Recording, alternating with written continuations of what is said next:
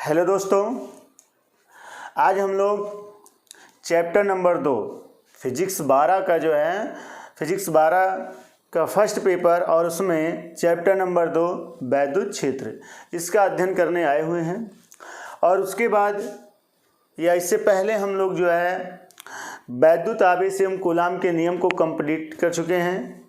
अगर आपने उसको नहीं देखा है उस लेक्चर को, तो आपको इस लेक्चर के डिस्क्रिप्शन बॉक्स में आपको उसका लिंक मिल जाएगा। आप वहां पर विजिट करके उस लेक्चर को देख सकते हैं। और आपसे उम्मीद करते हैं कि आप जो है इस वीडियो के लिंक को आप ज़्यादा से ज़्यादा आप शेयर करेंगे और चैनल को सब्सक्राइब कर लीजिए और अपने मित्रों को बता दीजिए कि इस कोरोना वायरस को देखते हुए हम लोगों ने ऑनलाइन क्लासेस चलाने का निर्णय लिया है और ऑनलाइन क्लासेस जो है हम लोग चला भी रहे हैं, आप लोगों के लिए कार्य भी कर रहे हैं। तो आप लोगों का भी ये फ़र्ज़ बनता है कि इस वीडियो को कम से कम आप लोग जो है सब्सक्राइब कर लें चैनल को हम लोगों के, और उसके बाद जो है अपने दोस्तों के साथ शेयर कर दें। ठीक है, तो चलिए हम लोग पढ़ते हैं वैद्युत क्षेत्र। तो वैद्युत क्षेत्र क्या होता है, इस बात को अब हम लोग समझने का प्रयास करते हैं। ठीक है, तो हेडिंग लगा लीजिए वैद्युत क्षेत्र। ठीक है, वैद्युत क्षेत्र, इलेक्ट्रिक फील्ड।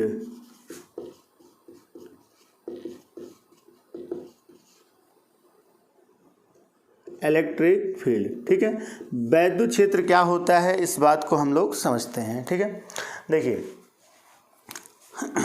यहाँ पर ये कोई चार्ज रखा गया है, कोई आवेश है। ठीक है, और इस आवेश के निकट हम कोई परीक्षण आवेश रख रहे हैं। देखिए परीक्षण आवेश का अभी हम चर्चा कर देंगे, अभी केवल समझ लीजिए कि ये हमारा जो है मेन आवेश हो गया, मुख्य आवेश। ठीक है, पॉइंट चार्ज है और इसके निकट यहाँ पर क्या रखा गया है, कोई परीक्षण आवेश। इस आवेश के द्वारा इस परीक्षण आवेश पर क्या लगेगा, बल लगेगा। ठीक है, तो ये परीक्षण आवेश, ठीक है, ये परीक्षण आवेश इस पर क्या लगा रहा है, बल लगा रहा है। तो इसका मतलब क्या हुआ कि ये परीक्षण आवेश, ठीक है, इसके द्वारा, किसके द्वारा, इसके ये आवेश, बिंदु आवेश के द्वारा लगाए गए बल का क्या कर रहा है, अनुभव कर रहा है। कर रहा है कि नहीं कर रहा है भाई? अगर ये वाला चार्ज, ये आवेश इस पर बल लगाएगा तो ये आवेश जो है इसके द्वारा इस पर लगाए गए बल का अनुभव करेगा। ठीक है, चलिए, तो अब ये क्यू नॉट परीक्षण आवेश है। तो परीक्षण आवेश क्या है, ये चेक करने आता है कि इस आवेश के चारों ओर, ठीक है, इस आवेश के चारों ओर इस आवेश को रखा जाए, कहीं भी रखा जाए, और इस आवेश पर इसके द्वारा अगर बल लगता है तो ये माना जाता है कि इस आवेश का यहाँ पर क्या है, इलेक्ट्रिक फील्ड है, यानी वैद्युत क्षेत्र है। तो ज़्यादा ना घुमाते हुए हम सीधा ये बता दें कि किसी आवेश के चारों ओर का वह क्षेत्र, ध्यान सुन लीजिए, किसी आवेश के चारों ओर का वह क्षेत्र जिसमें कोई परीक्षण आवेश वैद्युत बल का क्या करता है, अनुभव करता है, वैद्युत क्षेत्र कहलाता है। तो डिफिनीशन लिख दे रहे हैं, क्या है कि किसी आवेश के चारों ओर, किसी आवेश के चारों ओर का वह क्षेत्र, किसी आवेश के चारों ओर का वह क्षेत्र जिसमें कोई परीक्षण आवेश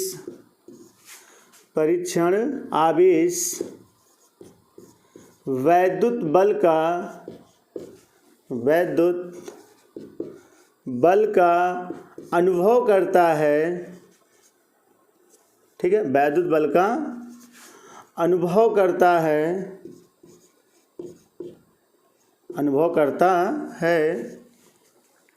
वैद्युत क्षेत्र कहलाता है। वैद्युत क्षेत्र कहलाता है। ठीक है, क्लियर हो गया? तो देखिए क्या है, हमने ये कहा कि ये कोई चार्ज है Q, ठीक है। और ये हमारा मुख्य आवेश हो गया, और इसके यहाँ पर कोई परीक्षण आवेश क्यू नॉट रखा गया। बात समझ में आया? तो ये क्यू नॉट जो है, क्यू नॉट अनुभव करेगा फोर्स को किसके द्वारा लगाए गए? क्यू के द्वारा इस पर लगाए गए। अगर इसके द्वारा इस पर क्यू के द्वारा क्यू नॉट पर लगाए गए बल का अनुभव यदि क्यू नॉट कर रहा है तो ये माना जाता है कि क्यू का जो है वैद्युत क्षेत्र कहाँ तक है? यहाँ तक। अगर यहाँ रख दिया जाए आवेश को और ये क्यू नॉट यदि इसके द्वारा लगाए गए बल का अनुभव करे तो ये माना जाएगा कि इसका क्षेत्र कहाँ तक है? यहाँ तक। अब क्या ये यहीं तक है कि इतना डिस्टेंस लेकर यहाँ पूरा है? तो एक बात देखिए, इसका मतलब अगर ये पॉजिटिव चार्ज है, देखिए ये परीक्षण आवेश है, तो ये इस पर फोर्स लगाएगा, इधर की ओर लगाएगा। ठीक, अगर इसी परीक्षण आवेश को हम उठा के यहाँ रख दें तो क्या अब ये बल लगाएगा कि नहीं लगाएगा? लगाएगा। किधर की ओर? इधर की ओर लगाएगा। इसी परीक्षण आवेश को उठा के यदि हम यहाँ पर रख दें क्यू नॉट को तो क्या अब इस पर फोर्स लगाएगा? बिल्कुल लगाएगा। किधर की ओर? इधर की ओर। इसी परीक्षण आवेश को उठा के यहाँ रख दें हम लोग तो ये वाला फिर इस पर फोर्स लगाएगा। किधर की ओर? ठीक है, ये इधर की ओर लगाएगा। इसी परीक्षण आवेश को हम लोग क्या यहाँ पर रख दें तो ये जो है इस पर फोर्स लगाएगा, इधर की ओर लगाएगा। तो देख रहे हैं आप लोग कि ये जो वैद्युत आवेश है, ठीक है, इस वैद्युत आवेश के चारों ओर कहीं भी हम लोग रख रहे हैं परीक्षण आवेश को तो हर जगह ये परीक्षण आवेश वैद्युत बल का अनुभव कर रहा है इसी क्षेत्र को। ठीक है, जहाँ तक, ध्यान सुनिएगा, ये परीक्षण आवेश, ठीक है, इस आवेश से यहाँ पर रखा गया है तो बल का अनुभव कर रहा है। यहाँ पर रख दिया जाए फिर भी बल का अनुभव कर रहा है। अगर यहाँ पर रख दिया जाए तो बल का अनुभव ना करे तो इसका मतलब ये माना जाएगा कि यहाँ तक, देखिए यहाँ तक तो अनुभव कर रहा है लेकिन इसके आगे अनुभव नहीं कर रहा है। क्या अनुभव नहीं कर रहा है? बल का। ठीक है, यहाँ पर इसके आगे रखेंगे तो बल का अनुभव नहीं करेगा। तो आप यहाँ से ये दूरी लेकर के ऐसे क्या खींच दीजिए? एरिया। ठीक है, स्फेयर। तो उस स्फेयर में यानी गोले में उतनी दूर तक उतना जो क्षेत्र बनेगा वो क्या कहलाएगा? बताइए, इस आवेश का वैद्युत क्षेत्र कहलाएगा। क्लियर हो गया? फिर समझ लीजिए हमने क्या कहा कि आप ऐसा समझिए, देखिए ये आप इसको ऐसे समझिए। देखिए हमारे हाथ पर क्या है? यहाँ पर एक पॉइंट चार्ज है, एक पॉइंट चार्ज हो गया। ठीक है, ये बिंदु आवेश। अब यहाँ पर देखिए, यहाँ पर परीक्षण आवेश रख दीजिए तो परीक्षण आवेश क्या करेगा? ये परीक्षण आवेश इसके द्वारा लगाए गए बल का क्या करेगा? अनुभव। यहाँ पर रखे परीक्षण आवेश को तब इस पर बल लग रहा है। कौन लगा रहा है? ये क्यों लगा रहा है? यहाँ पर कहीं भी रख दें। ठीक है, अगर ये बल लगाता है ये वाला परीक्षण आवेश पर तो ये माना जाएगा कि इस आवेश का ये चारों तरफ क्या होगा? वैद्युत क्षेत्र कहलाएगा। क्लियर हो गया? वैद्युत क्षेत्र क्या होता है? तो यही होता है कि किसी आवेश के चारों ओर का वह क्षेत्र जिसमें कोई परीक्षण आवेश आकर्षण अथवा प्रतिकर्षण बल का अनुभव करता है, या हम ऐसा कह दें कि किसी आवेश के चारों ओर, ठीक है, चारों ओर का वह क्षेत्र जिसमें कोई परीक्षण आवेश वैद्युत बल का अनुभव करता है वैद्युत क्षेत्र कहलाता है। ठीक है, अब देखिए यहाँ पर अगर देखा जाए तो वैद्युत क्षेत्र क्या है? ये यहाँ पर रखा जाए तो इसकी लाइन द्वारा हम प्रदर्शित कर दे रहे हैं। तो ऐसे ही अगर बात करें कि कोई पॉजिटिव चार्ज हो तो उसके इलेक्ट्रिक फील्ड लाइन को पॉइंट, देखिए अगर ये पॉइंट चार्ज है, पॉइंट चार्ज कैसा है? पॉजिटिव। कैसा है? पॉजिटिव। ठीक है, चलो ये आपका पॉइंट चार्ज हो गया, क्या है? Plus Q. तो इसके चारों ओर कहीं भी आप आवेश को रखेंगे तो क्या होगा? उस आवेश पर, उस परीक्षण आवेश पर इसके द्वारा फोर्स लगेगा। जहाँ तक लग सकेगा वही उसका वैद्युत क्षेत्र कहलाएगा। तो जो प्लस क्यू आवेश होता है इसकी इलेक्ट्रिक फील्ड लाइन यानी इसकी जो रेखाएं होती हैं, वैद्युत बल रेखाएं, वो इस तरीके से होती हैं। ठीक है, ऐसी तभी आवेश रख करके खींचा गया था तो कुछ इस तरीके से ये होता है। और ये कहाँ तक जाता है? ये इनफाइनाइट तक। कहाँ तक जाता है? इनफाइनाइट तक, यानी अनंत तक जाता है। ठीक है, चलिए ये है। अगर आपसे कोई पूछे ये, ठीक है, ये वैद्युत बल रेखाएं हो गई। ये तो अभी हम आपको आगे पढ़ाएंगे। केवल आप ये समझ लीजिए कि इलेक्ट्रिक फील्ड ऐसे ही होता है, ऐसे दर्शाया जाता है। ठीक है, अब यहाँ पर अगर कोई पॉइंट चार्ज रखेंगे, यहाँ पर अगर कोई पॉइंट चार्ज रख देंगे हम लोग क्यू नॉट, तो इस क्यू नॉट पर इसके द्वारा फोर्स लगेगा, इधर क्यों लगेगा? ऐसे ही लगेगा। तो कहीं भी आप जो है आवेश को रखेंगे तो उस आवेश पर इसके द्वारा इस पर बल लगेगा, अर्थात कह सकते हैं कि परीक्षण आवेश Q0 वैद्युत बल का अनुभव करेगा। तो जहाँ तक अनुभव करेगा वहाँ तक का क्षेत्र पूरा क्या कहलाएगा, वैद्युत क्षेत्र कहलाएगा। क्लियर हो गया। अगर ये पॉजिटिव चार्ज है तो इस तरीके से, अगर ये नेगेटिव चार्ज होता, ध्यान से देखिए, अगर ये नेगेटिव चार्ज होता तो कैसे होता, इसकी बल रेखाएं। तो ये था आपका अगला पॉइंट है कि अगर ये निगेटिव चार्ज होता है और यहाँ पर कोई परीक्षण आवेश Q0 रखा होता, देखिए, ठीक है, तो ये निगेटिव चार्ज है, ये आपका Q0 परीक्षण आवेश है। और एक बात आपको याद रखना है कि परीक्षण आवेश टेस्टिंग चार्ज वो हमेशा पॉजिटिव होता है। क्या होता है, पॉजिटिव होता है, ठीक है।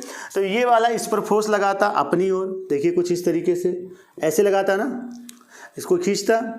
अगर इसको यहाँ पर रख देते परीक्षण आवेश को Q0 को, तो इस पर फोर्स लगाता अपनी ओर इस तरीके से। यहाँ पर रखते तो ये इसको अपनी ओर ऐसे फोर्स लगाता, यहाँ पर रख देते तो हम लोग क्या होता, ये अपनी ओर ऐसे खींच लेता है, ठीक है, इधर की ओर फोर्स लगाता। तो इस तरीके से अगर देखा जाए तो इनकी जो हमारे पास नेगेटिव चार्ज है, ठीक है, उनकी इलेक्ट्रिक फील्ड लाइन कुछ इस तरीके से आ रही है, आ रही कि नहीं आ रही है, देखिए ये, ठीक है। और कहीं रखा जाएगा तो इस तरीके से ये होता है। अगर हमारे पास कोई पॉइंट चार्ज है, बिंदु आवेश है, तो उसकी इलेक्ट्रिक फील्ड लाइन। क्लियर हो गया। तो फिर से बात कर देते हैं कि वैद्युत क्षेत्र क्या होता है। देखिए, जैसे आप गुरुत्वाकर्षण क्षेत्र पढ़े हैं वैसे वैद्युत क्षेत्र, जैसे हम लोग को पता है कि पृथ्वी है, ठीक है, पृथ्वी है और पृथ्वी से इसको छोड़ देते हैं, ठीक है, तो ये कहाँ चली जाती है, नीचे की ओर, नीचे की ओर चली जाती है। यानी पृथ्वी क्या करती है, अपने गुरुत्व के कारण इसको अपनी तरफ खींच लेती है, ठीक है। यानी पृथ्वी इस पर क्या कर रही है, फोर्स लगा रही है, नीचे खींच रही है। उसी तरीके से ये आवेश है, इसके चारों ओर कहीं पर कोई टेस्टिंग चार्ज रखा गया, परीक्षण आवेश, तो वो परीक्षण आवेश क्या करेगा, परीक्षण आवेश पर ये जो आवेश है क्या लगाएगा, बल लगाएगा। वो बल अपनी ओर खींच भी सकता है और धक्का भी दे सकता है, यानी आकर्षण का भी हो सकता है और प्रतिकर्षण का भी हो सकता है। तो जहाँ तक इस आवेश के द्वारा इस परीक्षण आवेश पर फोर्स लग सकता है उसी को ही हम लोग कहते हैं वैद्युत क्षेत्र। क्लियर हो गया। चलिए अब आगे बात कर लेते हैं, इसको नोट कर लीजिएगा वैद्युत क्षेत्र क्या होता है, ठीक है। अगली हम लोग बात कर लेते हैं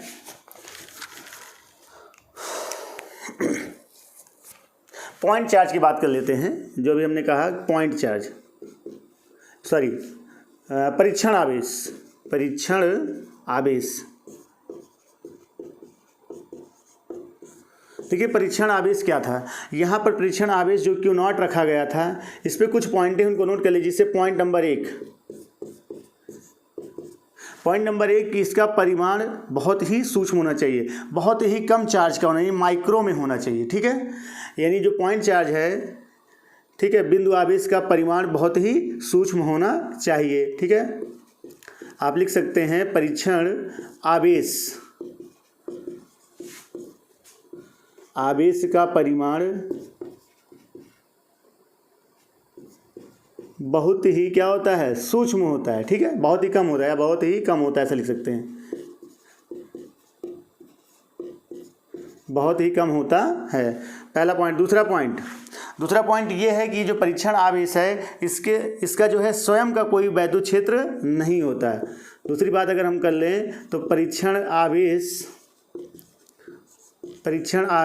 का स्वयं का कोई वैद्युत क्षेत्र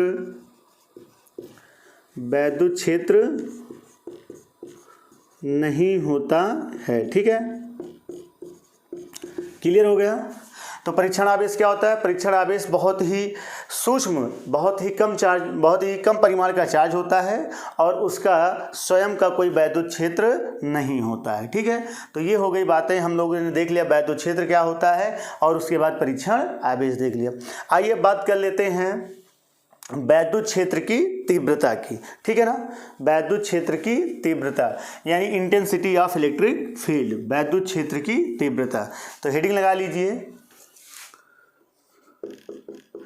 वैद्युत क्षेत्र की तीव्रता, वैद्युत क्षेत्र की तीव्रता, वैद्युत क्षेत्र की तीव्रता, इंटेंसिटी ऑफ इलेक्ट्रिक फील्ड, ठीक है ना, वैद्युत क्षेत्र की तीव्रता। तो देखिए वैद्युत क्षेत्र की तीव्रता क्या होती है। तीव्रता का यहाँ पर अगर हम सीधी सी बात करें तो एक एग्जाम्पल लेते हैं तो आपको ज़्यादा समझ में आएगा कि अगर ये व्यक्ति है, ठीक है, ये व्यक्ति यहाँ पर एक व्यक्ति खड़ा है, दो व्यक्ति हैं हमारे पास, एक ए और एक बी, ठीक है ना, ये व्यक्ति ए है और ये व्यक्ति बी है। ये व्यक्ति इस पर कितना तेज़ी से फोर्स लगा रहा है, ये वाला व्यक्ति इस पर कितना तेज़ी से यानी कितना ज़्यादा बल लगा रहा है, वही क्या कहलाएगा, वैद्युत क्षेत्र की तीव्रता। ठीक है, यानी कहने का मतलब क्या है, ध्यान समझिएगा, मैं इसको मिटा दे रहा हूँ। आप ऐसा समझिए कि यहाँ पर कोई चार्ज हो गया Q, ठीक है ना, ये क्या हो गया Q। यहाँ पर कोई परीक्षण आवेश है Q नॉट, यहाँ से कितने डिस्टेंस पर है, R डिस्टेंस पर, ठीक है ना। ये हमारे पास हो गया बिंदु आवेश और ये हो गया परीक्षण आवेश।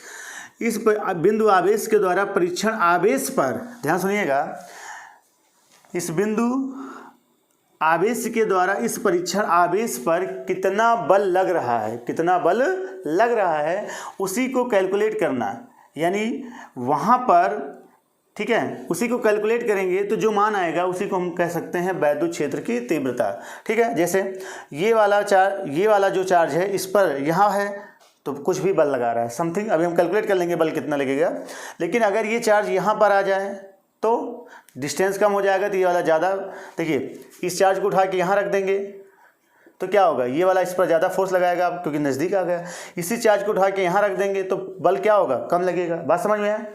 तो कहने का मतलब क्या है कि अब हमें ये देखना है कि अगर यहाँ पर है या यहाँ पर चार्ज या यहाँ पर रखा गया तो उसकी तीव्रता का मान कितना है, ठीक है, यानी वैद्युत क्षेत्र का मान कितना है, उसी वैद्युत क्षेत्र के मान को ज्ञात करना ही कहलाता है वैद्युत क्षेत्र की तीव्रता। क्लियर हो गया। तो हम लोग ऐसा भी कह सकते हैं कि कोई हमारे पास वैद्युत क्षेत्र है, उस वैद्युत क्षेत्र में कोई परीक्षण आवेश रखा गया है, उस परीक्षण आवेश, ठीक है, उस परीक्षण आवेश पर कितना फोर्स लग रहा है, कितना फोर्स लग रहा है, ठीक है। और या आप ऐसा कह दीजिए, देखिए छोड़िए इस बात को, ऐसा समझ लेते हैं कि ये कोई आवेश हो गया Q, ठीक है, यहाँ पर ध्यान सुनिए, और यहाँ पर ये क्या हो गया, कोई परीक्षण आवेश हो गया Q नॉट, ठीक है, क्लियर हो गया। ये कोई आवेश है और यहाँ पर कोई परीक्षण आवेश हो गया Q नॉट। अब देखिए यहाँ पर कितने डिस्टेंस पर, R डिस्टेंस पर है। तो वैद्युत क्षेत्र की तीव्रता क्या होती है कि वैद्युत क्षेत्र में, देखिए ये वैद्युत क्षेत्र में रखा गया है, ये आवेश है, इसके चारों वैद्युत क्षेत्र होगा, उसी वैद्युत क्षेत्र में ये क्या रखा गया, कोई परीक्षण आवेश Q नॉट। तो वैद्युत क्षेत्र में, ठीक है, वैद्युत क्षेत्र में रखे किसी परीक्षण आवेश पर लगने वाला वैद्युत बल तथा परीक्षण आवेश के परिमाण के अनुपात को वैद्युत क्षेत्र की तीव्रता कहते हैं। एक बार लिख देते हैं फिर आपको समझ जाते हैं। देखिए क्या है वैद्युत क्षेत्र की तीव्रता, कि वैद्युत क्षेत्र में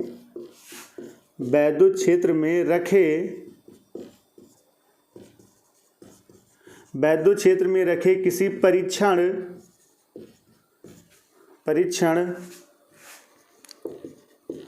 आवेश पर लगने वाला बल तथा, ठीक है, बल तथा परीक्षण आवेश के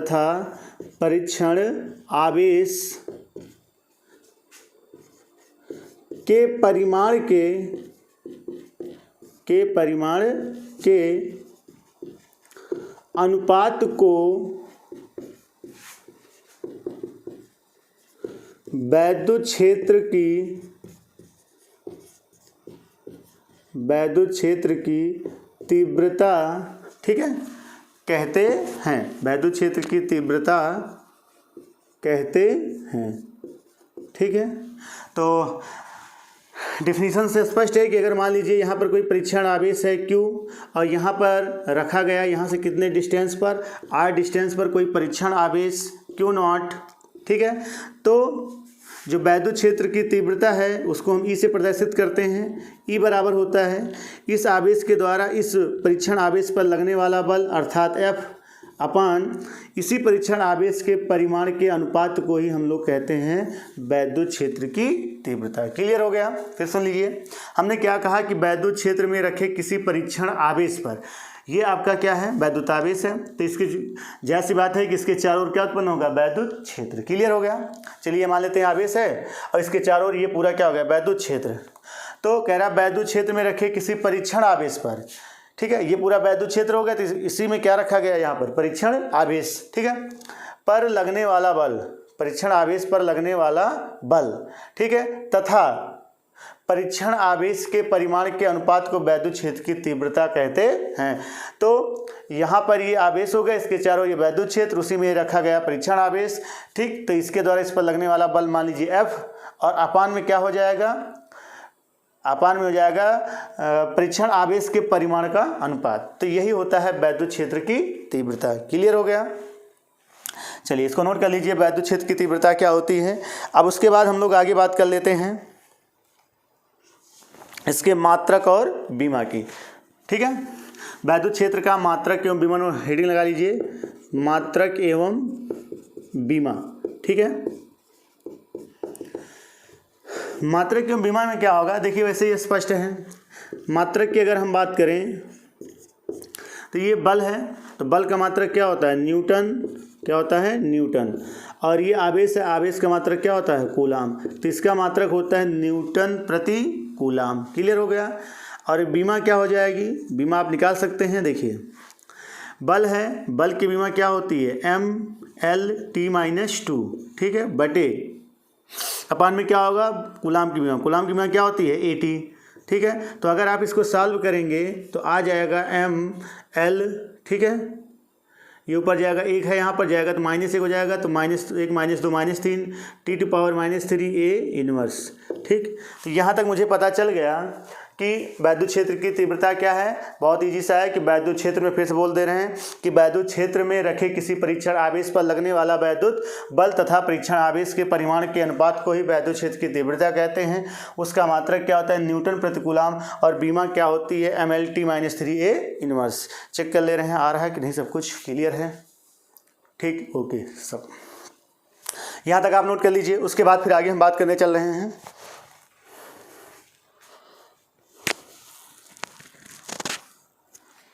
हो गया? चलिए अब उसके बाद बात कर लेते हैं कि वैद्युत क्षेत्र की दिशा किधर की ओर होगी, ठीक है। मिटा दिया जाए। देखिए अब दिशा की बात कर लेते हैं, क्योंकि वैद्युत, हाँ एक बात और बता दें हम आपको कि ये कौन सी राशि है? वैद्युत क्षेत्र। वैद्युत क्षेत्र एक सदिश राशि है। कौन सी राशि है? सदिश राशि है, ठीक है। नोट कर लीजिए कि वैद्युत क्षेत्र क्या है? एक सदिश राशि है। और अगर वैद्युत क्षेत्र एक सदिश राशि है तो इसकी क्या होगा? डायरेक्शन होगा। तो देखिए डायरेक्शन कैसे होगा? अगर ये कोई आवेश है, ध्यान सुनिएगा, ये कोई आवेश है और यहाँ पर कोई परीक्षण आवेश रखा गया है Q0, ठीक है, क्लियर हो रहा है। और ये अगर पॉजिटिव चार्ज है तो इस, ठीक है, इसके द्वारा यहाँ पर जो इलेक्ट्रिक फील्ड उत्पन्न होगा वैद्युत क्षेत्र, उसका डायरेक्शन किधर की ओर होगा? इधर की ओर होगा, ठीक है। ये पॉजिटिव है, सॉरी ये पॉजिटिव है तो इधर की ओर होगा, और ये अगर निगेटिव होता तो इसका डायरेक्शन इधर की ओर होता है। क्लियर हो गया? तो कहने का मतलब क्या है कि वैद्युत क्षेत्र यदि पॉजिटिव है तो उसका डायरेक्शन क्या होगा? आवेश की ओर होगा। और यदि जो आवेश है वो निगेटिव होगा तो जो वैद्युत क्षेत्र का डायरेक्शन होगा वो आवेश से दूर होगा, ठीक है। अगर ये पॉजिटिव है तो आवेश से दूर होगा, और अगर निगेटिव है तो आवेश की ओर होगा। क्लियर हो गया? तो चलिए नोट कर लीजिए इतना।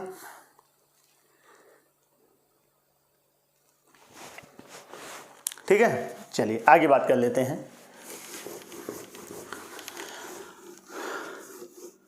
अब बात कर लेते हैं, वैद्युत क्षेत्र दो प्रकार के होते हैं, एक समान वैद्युत क्षेत्र और असमान वैद्युत क्षेत्र। यानी एक समान वैद्युत क्षेत्र,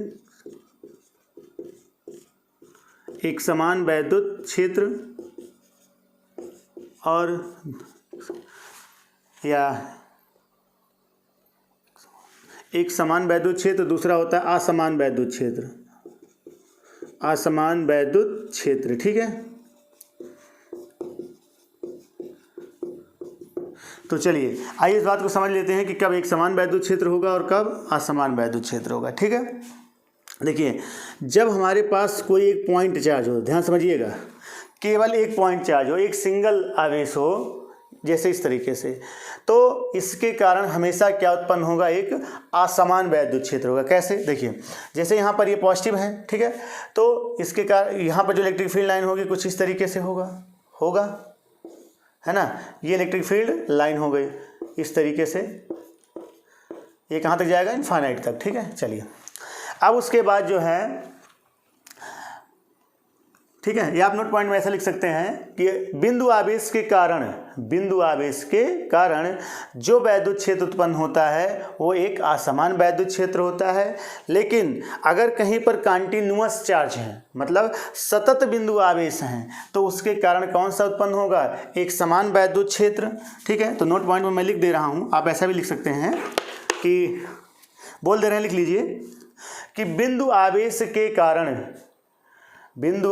के कारण असमान वैद्युत क्षेत्र उत्पन्न होता है, जबकि सतत आवेश के कारण एक समान वैद्युत क्षेत्र उत्पन्न होता है।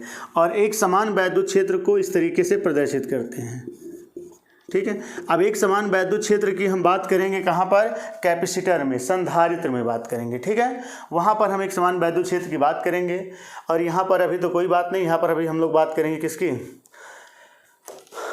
असमान वैद्युत क्षेत्र की, ठीक है। अभी कुछ टॉपिक आएंगे जिसमें एक समान भी वैद्युत क्षेत्र होगा, तो आपको क्लियर हो गया एक समान वैद्युत क्षेत्र और असमान वैद्युत क्षेत्र क्या होता है। जब पॉइंट चार्ज है तो उसके कारण क्या होगा, असमान वैद्युत क्षेत्र, और जब आवेशों का एक सतत वितरण होगा, ठीक है, यानी आवेश कंटिन्यूअस होंगे, तो उसके कारण यहाँ पर क्या होगा, बताइए, एक समान वैद्युत क्षेत्र होगा। तो एक समान वैद्युत क्षेत्र को इस तरीके से हम प्रदर्शित करते हैं। हो गया बात, चलिए मिटा दिया जाए, ठीक। अब अगला टॉपिक लगाइए कि एक समान या एकल बिंदु आवेश के कारण, एकल बिंदु आवेश के कारण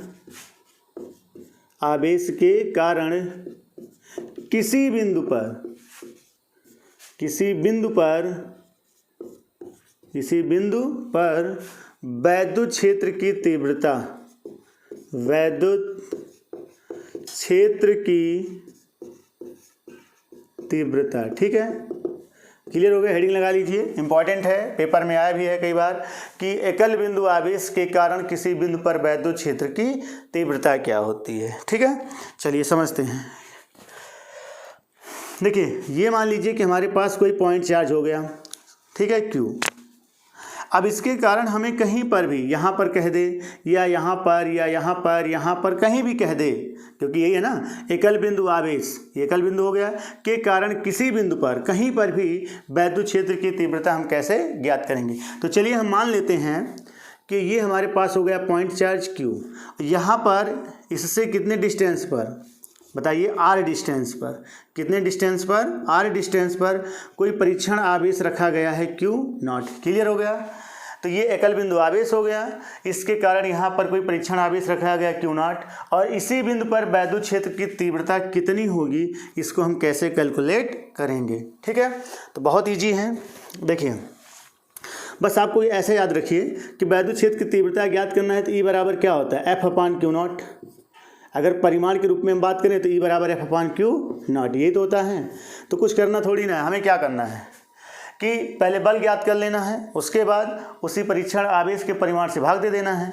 तो देख लेते हैं कि Q, ठीक है ना, पहले देखते हैं इसके द्वारा इस पर फोर्स कितना लग रहा है, अर्थात यहाँ पर हम देखेंगे कि Q आवेश के द्वारा, ठीक, Q आवेश के द्वारा Q0 पर लगने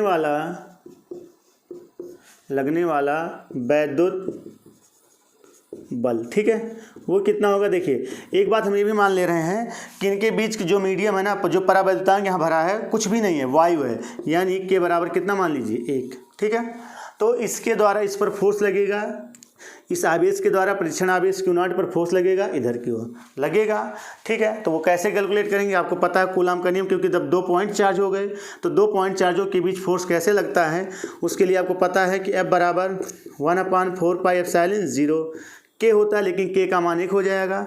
फिर दोनों आवेशों का गुणनफल यानी Q क्यू नॉट अपान इनके बीच की दूरी का स्क्वायर, ये हो गया। ठीक, अब हमें बल क्या हो गया, पता चल गया ना बल। तो अब हमें क्या ज्ञात करना है, ये इसको मान लेते हैं पॉइंट ओ पर, ये पॉइंट क्या है बताइए, इसको मान लेते हैं ए। ठीक है, तो अब इस आवेश के कारण यहाँ पर कितना इलेक्ट्रिक फील्ड होगा इसी फार्मूले में रख दीजिए। ठीक है, तो रख दीजिए, कैसे लिखेंगे कि क्यू आवेश के कारण या क्यू आवेश से, ठीक है, क्यू आवेश से कितनी दूरी पर, आर दूरी पर बिंदु ए पर, ठीक है ना, बिंदु ए पर वैद्युत क्षेत्र की तीव्रता। ठीक है, तो वैद्युत क्षेत्र की तीव्रता का फार्मूला क्या होता है, ई बराबर एफ अपान क्यू नॉट। ठीक है, तो ई बराबर एफ का मान आप पहले ज्ञात कर चुके हैं, 1/4 pi epsilon 0 Q not divided by क्या हो जाएगा, आर स्क्वायर, और बटे में फिर क्या होता है देखिए, यहाँ पर क्यू नॉट, यहाँ क्यू नॉट से क्यू नॉट कैंसिल हो जाएगा। एक मिनट, चलिए आ रहा है। ठीक है, तो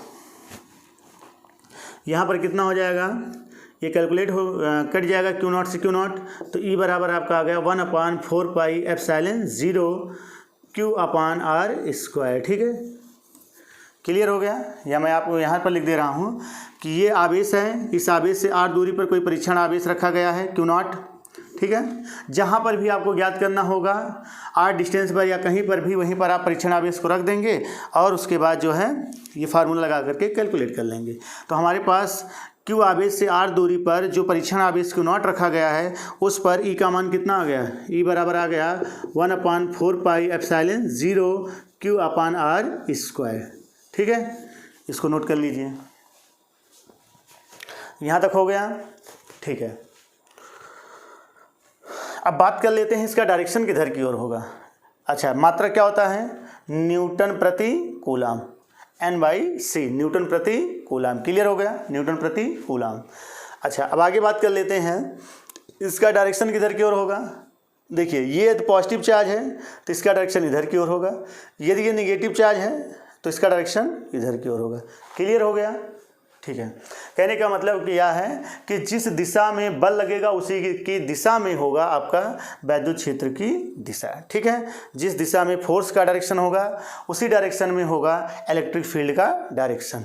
नोट कर लीजिए, इसको हो गया नोट। चलिए इसको मिटा दिया जाए। अब देख लेते हैं ग्राफ किसके किसके बीच, इलेक्ट्रिक फील्ड और,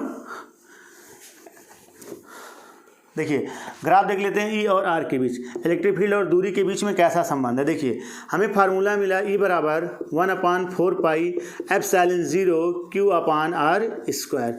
यहाँ ई और आर में देखिए संबंध कैसा है, E inversely proportional to 1/r square, ऐसा है। तो कहने का मतलब क्या है, देखिए यहाँ पर अगर दूरी बढ़ेगी तो वैद्युत क्षेत्र घटेगा, और यदि दूरी घटेगी तो इलेक्ट्रिक फील्ड बढ़ेगा। ठीक है ना, अगर दूरी 2 गुना बढ़ती है, देखिए 2 गुना क्या होती है, बढ़ रही है, तो 2 का वर्ग कितना होता है 4, तो इलेक्ट्रिक फील्ड 4 गुना कम होगा। कितना कम होगा, 4 गुना। और यदि दूरी आधी होती है तो कम हो रहा है ना, आधी हो रही है तो इलेक्ट्रिक फील्ड 4 गुना बढ़ जाएगा। ठीक है, ये आपको याद रखना है। अच्छा, अब ग्राफ यहाँ पर अगर खींचा जाए तो आपको पता है इस तरीके से ग्राफ कई बार खिंचवाए गए हैं। ठीक है, तो ये ई और आर ये प्रदर्शित कर रहा है ई को, और ये प्रदर्शित कर रहा है दूरी को। ई और आर में अगर ग्राफ खींचा जाए तो कुछ इस तरीके से ये ग्राफ होगा। ठीक है ना, यानी E inversely proportional to 1/r square. देखिए जैसे जैसे दूरी बढ़ेगी इलेक्ट्रिक फील्ड का मान क्या होता जा रहा है, कम होता जा रहा है, और जैसे दूरी घटेगी तो इलेक्ट्रिक फील्ड का मान बढ़ता जा रहा है। ठीक है, इसको नोट कर लीजिए, ये हो गया इसका ग्राफ। चलिए नोट हो गया। ठीक है, चलिए आगे चलते हैं। अब इसका सदिश रूप देख लेते हैं। कौन सा रूप, सदिश रूप। मिटा दिया जाए। ठीक, यानी वेक्टर रूप, सदिश रूप। ठीक है, वेक्टर फॉर्म। देखिए हमने क्या कहा था, यहाँ पर कोई चार्ज है Q, यहाँ पर कोई परीक्षण आवेश रखा गया Q0, यहाँ से कितना डिस्टेंस है R, यहाँ से कितनी दूरी पर रखा गया है R दूरी पर, ठीक है, R दूरी पर रखा गया है। तो इलेक्ट्रिक फील्ड का मान कितना होगा, E बराबर 1/4πε0 Q/R स्क्वायर, ठीक है, Q/R स्क्वायर। अच्छा अब हमें दिशा भी देखना है, तो ये पॉजिटिव चार्ज है तो इस पर लगेगा डायरेक्शन इधर की ओर, ठीक है। तो इसको अगर हम परिमाण के वेक्टर के रूप में लिखना चाहें तो ये स्क्वायर हो गया परिमाण का स्क्वायर, ठीक है, ये वेक्टर मान लिया गया। और इसका डायरेक्शन आर कैप हो जाएगा, क्या हो जाएगा आर कैप, या इसको आप ऐसे लिख सकते हैं E = 1/4πε0 Q/वेक्टर R का होल क्यूब स्क्वायर। और ये आपको पता है कि यूनिट वेक्टर बराबर होता है vector A/mod of vector A, ठीक। ये वैल्यू उठा के यहाँ रख देंगे तो इसकी जगह पे हो जाएगा वेक्टर A की जगह पर सॉरी यहाँ पर R हो जाएगा, एक मिनट सॉरी ये हो गया, तो यहाँ पर हो जाएगा R, ठीक है।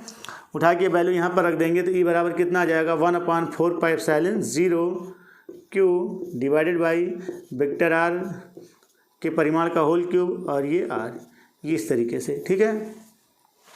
क्लियर हो गया, ठीक है। तो नोट कर लीजिए इसका कौन सा रूप है, सदिश स्वरूप है, ठीक है, ओके।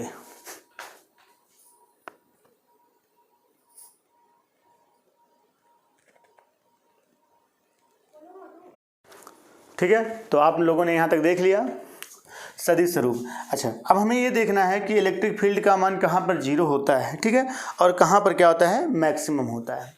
तो आइए समझ लेते हैं, मिटा दिया जाए इसको, नोट कर लीजिए। चलिए देखिए हम लोगों का फार्मूला क्या मिला था इलेक्ट्रिक फील्ड का, E, ठीक है, = 1/4πε0 का आप के रख सकते हैं जब कोई मीडियम भरा होगा तो, ठीक है, Q/ क्या हो जाता है R स्क्वायर, ठीक है। अगर हम परिमाण की बात करें तो ये होगा। यहाँ पर अगर देखा जाए यदि R बराबर क्या हो जाए इन्फिनिटी, R बराबर क्या हो जाए इन्फिनिटी, तो यहाँ पर अगर आप रखेंगे इनफाइनाइट का मान तो क्या निकलेगा, देखिए अगर हम ऐसा कहें E डायरेक्टली ये सब कांस्टेंट हो जाएंगे, 1/4πε0 कांस्टेंट, आवेश है, आवेश फिक्स है, दूरी बढ़ा रहे हो केवल, तो सब ये दोनों सब कांस्टेंट हो जाएंगे, ये इतनी वैल्यू बचेगा क्या 1/R स्क्वायर। यदि R का मान इनफाइनाइट रखते हैं तो क्या आ जाएगा, देखिए E डायरेक्टली प्रोपोर्शनल टू 1/∞ का स्क्वायर। और आपको पता है कि 1/∞ का मान 0 होता है तो E का मान क्या हो जाएगा 0। समझ में आया। तो कहने का मतलब क्या है, नोट पॉइंट में आप नोट कर सकते हैं कि नोट पॉइंट पे ये रख सकते हैं कि यदि ठीक है, यदि R = इनफाइनाइट हो तो E = क्या होगा 0। समझ में आ गया। इसका मतलब ये हुआ कि जब R = इनफाइनाइट, का मतलब क्या हुआ कि आवेश जो परीक्षण आवेश है उसको कहाँ पर रख दें हम लोग, अनंत पर रखेंगे तो वहाँ पर E का मान क्या आ जाएगा 0 आ गया, ठीक है। चलिए अच्छा दूसरा पॉइंट, यहाँ पर अगर हम R = 0 ले लें, ठीक है, R = 0 तो R = 0 तो E = क्या हो जाएगा, E = इनफाइनाइट। इसका मतलब क्या हुआ कि अगर कोई चार्ज है यहाँ से जो परीक्षण आवेश है वो क्या हो, इसी पर रखा गया हो, ठीक है, तो वहाँ पर इस फार्मूले से तो क्या आ जाएगा, यदि R = 0 तो = इनफाइनाइट, ठीक है। ये वैलिड नहीं है लेकिन, ठीक है। कहने का मतलब क्या है कि अगर ये चार्ज है, ये परीक्षण आवेश है, ठीक है, ये कोई चार्ज है, ये परीक्षण आवेश है, इसको यहाँ से कितनी दूर था R, जब R = 0 इसका मतलब क्या हुआ, इसको उठा के यहाँ पर रख दिया जाए, ये संभव नहीं है। तो सबसे ज़्यादा मैक्सिमम जो इलेक्ट्रिक फील्ड होगा वो क्या होगा R, ठीक है ना, नियर अबाउट क्या होना चाहिए 0, लेकिन 0 नहीं होना चाहिए, भी ध्यान रखना। R की जो वैल्यू है वो नियर अबाउट 0 होना चाहिए, यानी कहने का मतलब ये है कि जो आवेश है उसके बहुत ही निकट स्थित हो तो वहाँ पर इलेक्ट्रिक फील्ड का मान मैक्सिमम होता है, और मिनिमम कहाँ होता है, शून्य कहाँ होता है, अनंत पर, ठीक है। क्लियर हो गया, नोट कर लीजिए सब बातों को। चलिए अब अगला टॉपिक हम लोग पढ़ते हैं।